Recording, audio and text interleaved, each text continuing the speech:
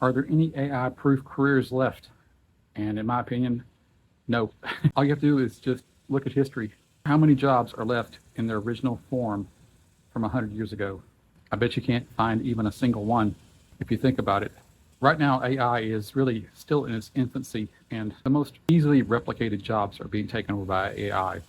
Things that can be anything digital, basically. If it's something done on a computer, then right now AI has a really good chance of being able to take over and replace that skill or replace that person. So the real question is not, are there any AI-proof jobs left? It's more like, how will I be ready when AI starts affecting my job? And the answer, in my opinion, is pretty simple. You simply start realizing and improving those skills that you already have that AI can't replace, such as judgment, operational knowledge of your workplace that AI can't just replicate.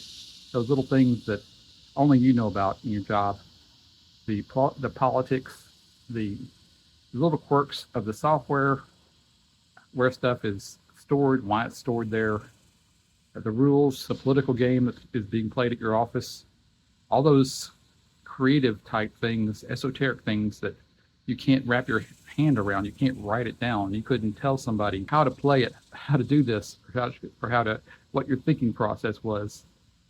Those are the things, that creativity, that thinking, that's what AI can't do. It's really good. AI is really, really good at following instructions. It will follow them to the letter, even if they're wrong. So that's where you have to be the man in the middle. You have to be their prover. You've got to be the one who oversees the output from AI. You have to develop those skills and be ready to transition from the person who does the skill to the person who oversees and verifies the skill's correct and the output's correct. And why do I say this? Because I witnessed it firsthand. Management will do anything and everything they can to cut down on expenses, even if that means losing their best people. As long as they don't have to get their hands dirty and they're not doing the work and they can shove it off on somebody else, they will do that. I witnessed this firsthand at one of my previous jobs. I was in a software support position, and a person went in and asked for a raise. They had been given more and more tasks to do. They had been hired to do one specific software support job, and over the years, they'd been given more and more and more. Now they had 5 pieces of software they were supporting, never got a pay raise because of that. They just kept getting more loaded onto them.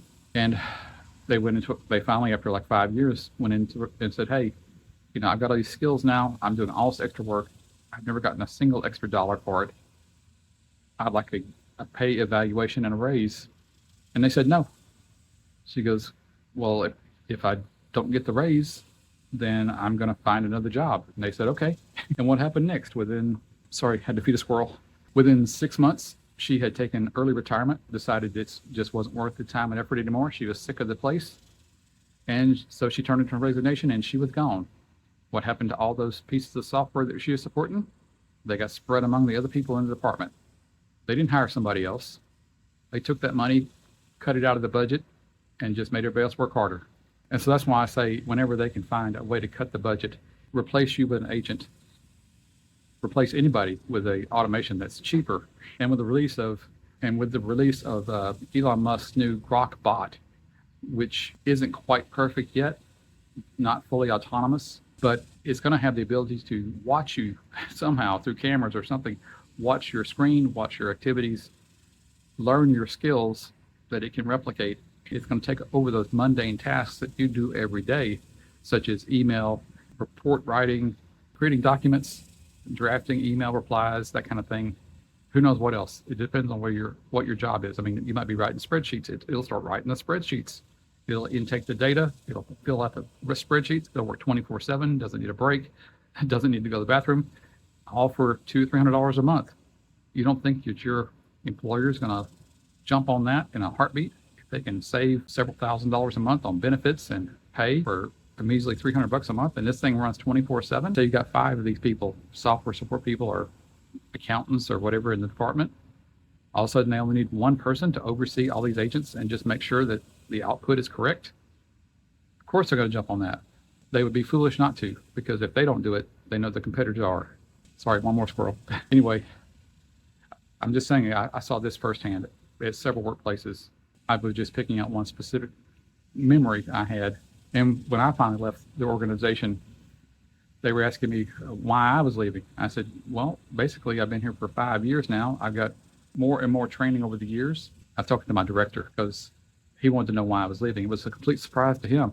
So I was talking to my director, and he asked me, why, Randy, why are you leaving? And I said, well, basically because I put in for a pay evaluation and not a merit raise, just a pay evaluation raise based on market rates. You said no. My manager came back and told me you said no, and then she said no, that I should never expect a raise. What did you expect was going to happen? Anyway, I kind of gave him my thoughts, and basically it was this, that I had seen over the years how every time someone leaves the organization, the first thing that upper management does is they strip the pay. If it's a senior, they cut the senior part out, and they also cut the pay appropriately. So say, for example, the pay rate was $70,000 a year for a senior software support person. Well, first they strip out the senior part and they drop the pay down to like $48,000, $50,000 a year. That means the quality of candidates is going to drop substantially, which means the manager who's doing the hiring has to interview more candidates, go through more people, and find somebody who's willing to accept this low rate of pay, either because they're desperate or because they don't have the skills. They're still brand new. They're like a junior software support person. That means the manager is going to have to train them more. Oops, sorry, squirrel. The manager has to train them more on top of doing their own job full time.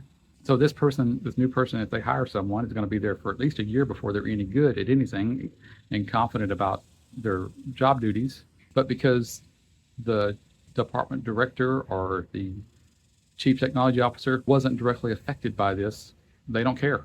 As long as somebody else has to do all the training, they have to do all the interviews, they have to deal with all that, and they just find the right candidate and hand it off to the top level guy for approval. They don't care. All about money. And that's just the way it is. So your choice is either to develop the skills that AI can't replace, learn what skills AI can replace, and be ready to pivot into a higher paying role, a more in demand role. Go from being the order taker to the order giver. Be ready to tell your supervisor how AI can be used in the workplace, when it should be used, when it shouldn't be used, what kind of security guidelines should be put in place. And it starts really simple. Just start using it now. You have a couple of years before this really starts snowballing, in my opinion. Start using AI in your everyday life. Pick out a task you do every day that when you sit down in the morning and you go, man, I just wish someone would take this off my plate. I hate sorting through emails. I hate reading the logs. I hate analyzing reports. If you can take one of those small tasks once a week, once a month, start figuring out how to put this in AI. Write down the list of order of operations. Create a skill from it that AI can follow. Start learning the limitations of AI, what it can do, what it can't do for you, what it makes mistakes about or mistakes on. Keep refining it, and you'll be so far ahead of everybody else that's sitting there wondering or trying to figure out, asking the question, what AI-proof jobs are there left? Make your job AI-proof. Become indispensable. Don't try to pivot to a new career. I saw one guy saying he wanted to, after getting a 4-year degree in IT, now he wants to pivot into electrical engineering, another 4 years, and he hadn't even started his career yet. He's already thinking about how AI is going to replace all IT people.